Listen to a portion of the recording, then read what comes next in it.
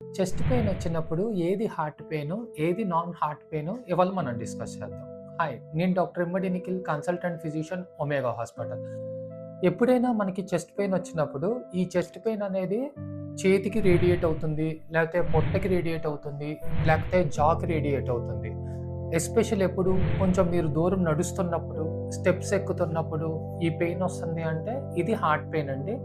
లేకపోతే ఊరికే కూర్చొనున్నారు, కూర్చొనున్నప్పుడు chest pain వస్తుంది అంటే గనక అది కొంచెం లెస్ లైక్లీ. బట్ అడ్వాన్స్‌డ్ స్టేజెస్‌లో ఈవెన్ కూర్చొనున్నా కూడా మనకి చెస్ట్ పెయిన్ అనేది వస్తది.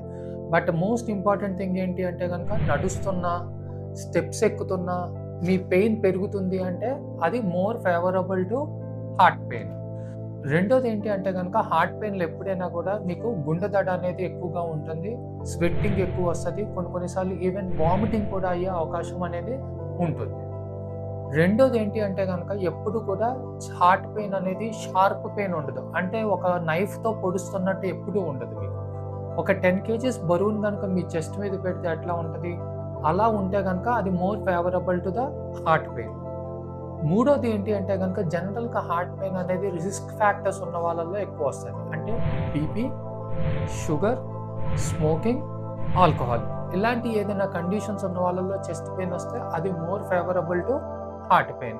ఏమీ లేకుండా యంగ్ ఏజ్ లోకలైజ్డ్ పెయిన్ అంటే ఒక్క చోటే పెయిన్ వస్తుంది. నడుస్తుంటే పెయిన్ ఎక్కువ అవ్వట్లేదు అంటే గనక అది నాన్ కార్డియాక్ పెయిన్ అయ్యే అవకాశం ఉంటది. Thank you.